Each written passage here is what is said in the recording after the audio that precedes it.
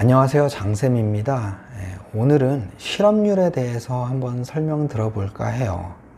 실업률이란 실업률이 우선 주식시장을 완벽하게 대변하지는 않습니다. 이제 뉴스를 보시면 실업률이 뭐 증가했다, 감소했다, 뭐 이런 말들이 많은데, 실업률이 실제로 뭐 감소했다 하더라도 취직하고 있는 사람 입장에서는 전혀 체감할 수가 없죠. 그 이유가 무엇인지 알려면 실업률을 계산하는 방법을 좀 아셔야 되는데요. 우선 실업률을 알기 전에 실업이 뭔지 한번 정의를 내려볼게요. 실업이란 뭐냐면요, 내가 일할 능력이 있고 일할 의사가 있는데 일자리를 찾지 못한 상태를 실업이라고 하거든요. 그러니까 능력과 의지가 있어야 돼요. 예를 들어서 2살짜리 아이는 노동 능력이 없겠죠. 의지는 모르겠으나 능력은 없어요, 확실히. 그렇기 때문에 2살짜리 아이도 실업자가 아닙니다. 아니면은 뭐 되게 부잣집인데 아이가 5이에요. 그러면은 애를 키워야 되니까 일할 의사 자체가 없겠죠. 아니면 학생도 의지가 없을 거고요. 그런 사람들은 실업자가 아닙니다. 한마디로 실업자로 측정되려면 능력이나 의지 둘 중에 뭐가 하나 없어야 돼요. 근데 우리나라에서 측정하는 취업자, 취업을 했다라고 보는 거는 만 15세 이상의 일할 의지가 있는 사람이 일주일에 1시간 이상 일하면 취업자로 구분이 되거든요. 예를 들어서 어머님이 식당을 하시는데 내가 일주일에 한 번 그냥 일을 하러 가요. 한 번 도와주러 가요. 그러면 그건 취업자입니다.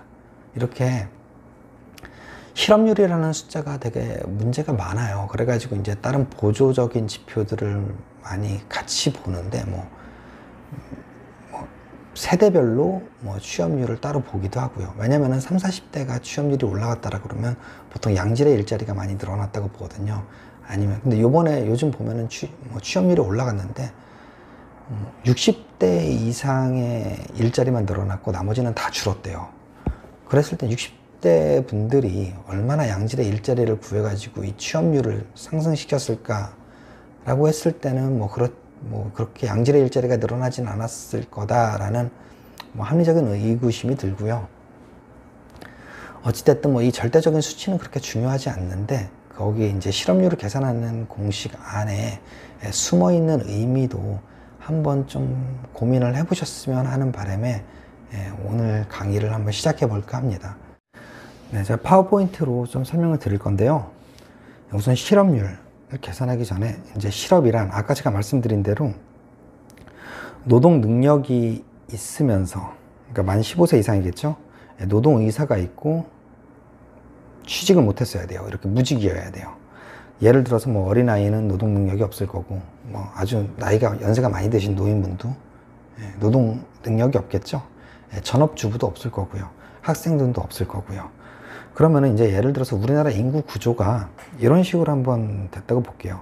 15세 미만이 30명이고 일할 의지가 없는 사람, 아까 말씀드린 가정주부, 이런 사람들이 70명이라고 하고, 근데 그 외에 100명이 있다라고 할게요. 이렇게 총 우리나라에 200명이 있는데 그 중에서 이 15세 미만과 일할 의지가 없는 사람, 능력과 의지가 없는 사람은 빼버리면요, 실제로 일을 할 수 있는 사람은 100명 정도가 됩니다. 그럼 이 100명을 뭐라고 그러냐면요, 경제활동 인구라고 그러거든요. 그래서 경제활동 인구 중, 그러니까 인구 100명 중 20명이 일자리를 구하지 못했다 라고 했을 때는 실업률은 20%가 되는 거예요. 그래서 이제 우리나라 인구 중에 실업한 사람이 몇 명이냐 이렇게 실업률을 구하는 게 아니라 총 인구 중에 능력과 의지가 있는 사람 중에 취직을 못한 사람이 몇 명이냐 이런 식으로 계산이 돼서 현재 여기서 보시는 것과 같이 20%로 계산이 됩니다. 근데 아까 이제 20%라는 가정을 하고 이 실업률이 변하는 요인을 한번 볼 건데요. 예를 들어서 만약에 10명이 취직을 했다. 이 중에서 20명이 실업자인데 10명이 취직을 했다 라고 하면은 이거는 당연히 실업률이 10%로 줄어들겠죠. 이거는 그냥 초등학교만 나와도 이건 아는 거잖아요. 이건 되게 단순하고요. 예를 들어서 양질의 일자리, 그러니까 고소득자, 연봉 억대로 받는 연봉 받는 사람이 한 명이 회사를 어떻게 하다가 퇴사를 했어요. 그리고 일용직 11명이 취업을 했다. 일주일에 1시간만 일해도 취업자라고 된다고 그러잖아요. 그랬을 때는 이 20명이 10명으로 줄어듭니다. 이랬을 땐 실업률이 10%로 떨어져요. 실업률은 낮은 게 좋은 거잖아요. 실업자가 적어졌다는 얘기니까. 10%로 떨어지는데, 이랬을 땐 일자리에 질적 하락을 동반하는지 이런 지표들을 한번 같이 보셔야 되는 거예요. 뭐 또 다른 예를 한번 들어볼게요. 만약 10명이 아무리 취업하려고 해도 20명 중에 10명이 아무리 취업을 하려고 해도 1년 동안 취직이 안 된 거예요. 그래서 취직을 포기한 거예요. 예를 들면 일본 같은 데도 뭐 캥거루족 뭐 그런 거 있잖아요. 그런 것처럼 아무리 해도 취직이 안 돼서 그냥 부모님 집에 눌러 사는 거예요. 이랬을 땐 이런 사람들을 뭐라 그러냐면요, 실망 노동자라고 하거든요. 네. 근데 실망 노동자는요, 이제 일하다가 취직을 알아보다가 도저히 안 돼가지고 취직을 포기해 버리잖아요. 그럼 이제 포기하는 순간 일할 의사가 없는 사람으로 구분이 돼요. 그래서 아까는 100명 중에 20명이 실직 상태였는데요. 그 취업을 포기한 실망 노동자 10명은 경제활동 인구에서도 빠지고요. 실업자도 아니기 때문에 실업자에서도 빠져요. 그래서 아까 100분의 20이 90분의 10으로 줄어들어가지고 실업률은 11%로 떨어지거든요. 아까 제가 말씀드린 것처럼 실업률이 낮으면은 좋은 거라고 했는데, 지금 실업률이 20%에서 11%로 낮아졌는데 이게 좋아진 건가요? 그건 아니죠. 이렇게 실업률에는 많은 오류가 있습니다. 또 다른 예를 들어볼게요. 만약 정부가 올해는 문재인 정부 들어가지고 공무원을 많이 뽑겠다라고 했는데, 공무원을 5명을 늘린다라고 발표를 했다라고 할게요. 단순히 발표만 했어요. 5명을 늘린다고 발표를 하면 이 20명, 취업하지 못한 20명 중에 15명은 수험생으로 전환이 돼버릴 수가 있어요. 실제로 추가로 뽑는 인원보다 증가하는 수험생이 더 많거든요. 일반적으로. 그랬을 때는 수험생은 비경제활동 인구거든요. 취직할 의지가 없어요. 시험을 보려는 의지가 있는 거지. 그렇다면은 실업률은 경제활동 인구는 100명에서 15명이 빠지니까 85명이 될 테고, 실업자는 5명으로 줄겠죠. 왜냐하면 수험생은 일할 의지가 없잖아요. 그렇다 보니까 85분의 5가 돼서 실업률은 6%로 떨어집니다. 그럼 이게 취직시장이 좋아진 건가요? 그렇다고 보지는 않아요. 20%에서 6%로 떨어졌는데 취직한 사람은 아무도 없잖아요. 그리고 다른 예를 또 들어볼게요. 만약 군 복무 기간이 늘어난다면 어떻게 될까? 그럼 현재 군 복무 중인 군인들이 늘어나겠죠. 아무래도 이제 복무 기간이 늘어나니까 군인의 숫자가 늘어날 테고, 군인은 비경제활동 인구입니다. 그렇다 보면은 예를 들어서 5명이 증가를 했다, 군인이. 그랬을 때는 실업률도 똑같이 이렇게 떨어지게 됩니다. 그래서 우리나라가 만약에 군대가 폐지가 되면요, 실업률이 엄청 올라갈 거라는 얘기가 있어요. 그건 당연하겠죠. 그리고 만약 이제 또 어떤 오류가 있냐면요, 실업률을 볼 때는요, 가정주부도 어떻게 보면 일을 하잖아요.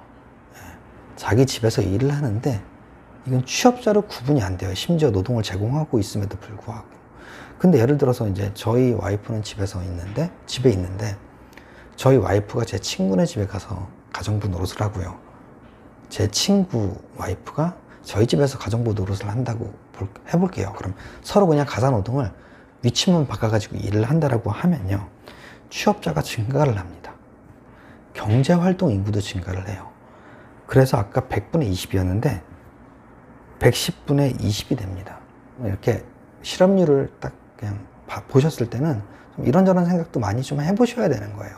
예를 들면 맞벌이 부부가 증가를 했다, 감소를 했다, 이런 것도 좀 판단을 하셔가지고 가정주부가 늘었구나 줄었구나 이런 식으로 좀 많은 고민을 좀 해보실 필요가 있습니다. 지금까지 실업률이 어떻게 계산되는지 한번 봤는데요. 제가 좀 말이 좀 빨랐을 수도 있거든요. 근데 이게 벽 보고 말하니까 이게 저 속도 조절이 잘 안 돼요. 그거 좀 이해해 주시고요. 우선 정부의 일자리 정책을 보면요, 좀 요즘은 노인 주도 성장 정책을 좀 추구하는 것 같아요. 그만큼 노인의 일자리가 되게 많아졌어요. 이번에 노인의 일자리가 60세 이상의 일자리가 20% 증가하고 30, 40대의 일자리는 대폭 감소를 했거든요. 그래서 양질의 일자리를 늘리는 것보다 그냥 숫자 늘리기에 급급한 게 아닌가라는 생각이 듭니다. 또 그 왜 그러냐면 또 이런 것도 있어요. 노인이 투표율이 높거든요, 일반적으로. 이것도 이제 경제학에서, 게임 이론에서 나오거든요. 경제학에서 보면은 젊은 사람들보다 노인들이 투표율이 높대요. 그럼 그 말인즉슨 젊은 사람들은 투표율이 낮다는 얘기잖아요. 근데 젊은 사람들이 투표율이 낮은 이유는 합리적이라서 그렇대요. 왜냐하면 내가 투표를 하든 말든 결과가 변하지가 않으니까 투표를 안 하는 거예요. 합리적이라서. 그게 게임 이론에 나오는데, 저번에 말씀드린 뭐 그런 연역의 오류랑 비슷한 거예요. 나는 투표를 하지 않는 게 이득이다. 그러므로 모두 투표를 하지 않는 게 이득이다.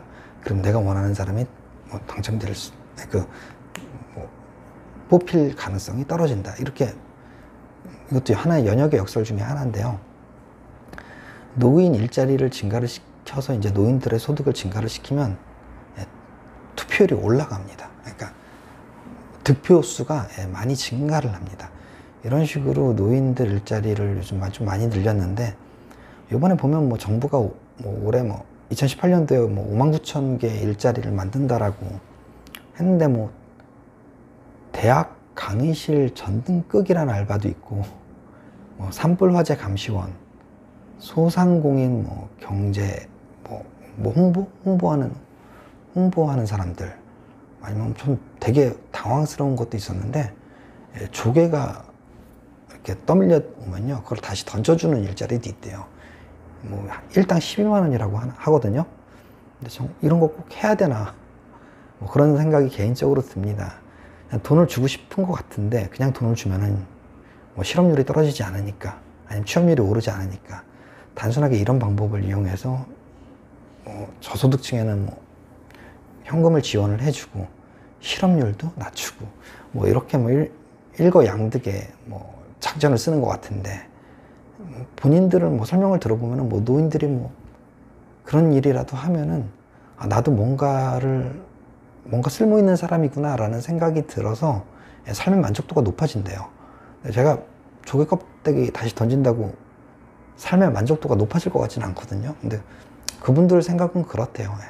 돈이 남아 돌아가지고 이런 일을 하면 모르겠는데, 경제학에서는요, 정부가 아무것도 하지 않는 것보다 산 중간에 금을 숨겨놨으니까 그걸 찾아가라 라고 이렇게 그냥 발표만 해도요, 경제가 아무것도 안 하는 것보다 많이 살아난다고 합니다. 왜냐면은 그러면 이제 포크레인도 더 생산이 될 거고, 포크레인이 생산되면은 철강 회사도 돈을 더 벌 거고요. 이런 식으로 이렇게 승수 효과가 일어나 가지고 경제가 살아난다고 하는데, 그것도 이제 돈이 너무 많아 가지고 이제 하다 더 이상 할 게 없을 때 하는 거지, 지금처럼 가계부채가 400조가 늘어났는데 이런 상황에서 꼭 그런 거를 해야 되나라는 의구심이 듭니다. 어찌됐든 오늘은 실업률에 대해서 좀 한번 간단하게 알아봤고요. 이제 경제 기사나 이런 거 읽으실 때 좀 도움이 되셨으면 하는 바람에서 오늘 강의를 좀 마치겠습니다. 오늘 들어주셔서 감사하고요. 구독, 좋아요, 알림 설정 꼭 부탁드리고요. 다음엔 더 좋은 강의로 찾아뵙도록 하겠습니다. 들어주셔서 감사합니다.